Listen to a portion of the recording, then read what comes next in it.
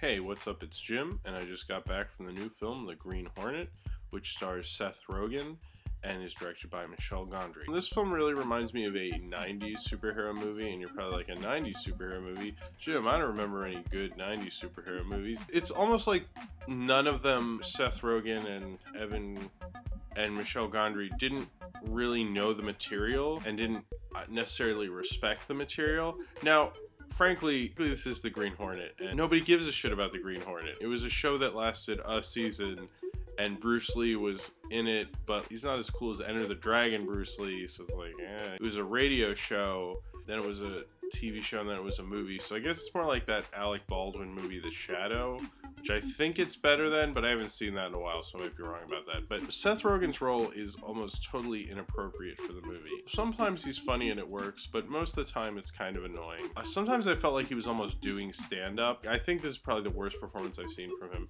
I read a bunch of stuff how this is probably more of a producer-driven film, and I think that would be a natural thing to think about it. But after reading like interviews with Seth Rogen and articles about this film, it seems to me like that Seth Rogen wanted this film to be in 3D. The studio wasn't planning on it. And looking at the film itself, it looks like a film student trying to make a superhero movie. Like, the direction's not very strong. It's like actually kind of amateurish. They didn't set things up very well. They didn't structure things very well. It just seems like stuff happened kind of sort of when it should happen. It wasn't like controlled enough. I think that's the one thing superhero movies need, a lot of director control. It felt like it didn't work. The charisma between him and Kato was kind of non-existent. The casting should have been a lot better. I don't know why Cameron Diaz was in this movie. That just seemed like an unnecessary use of budget. I never thought Michel Gondry's direction would be worse than Adam McKay's and the other guys. I mean, the other guys is kind of funny, has its funny moments, builds the relationship with him, and this movie, I don't feel any sort of relationship. Sometimes they'd have fun, but like not too much fun, or at least I didn't have that much fun, you know. And the whole idea, like, we're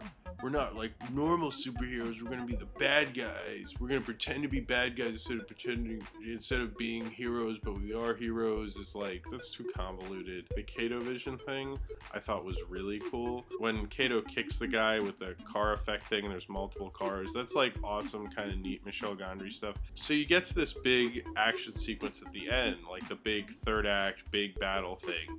And you see Kato kick all these guys, but like in darkness, and you just see his shadow. And you've seen these kind of cool Kato Vision sequences, so you'd imagine they'd want to use that, but for some reason they don't. It's like, that's a total cop-out. You want to be a Hollywood movie, but you're not going to give me my cool third act awesome action sequence? I mean, come on, this is in 3D. Couldn't you have spared the money you spent on Cameron Diaz and like made an awesome action sequence at the end of your fucking movie? I mean, that's what that third act is made for you, and it's just like, you don't do it. I feel like Michel Gondry clearly isn't a strong enough director to really take this over and make this film special. The direction, none of it worked. The acting didn't work.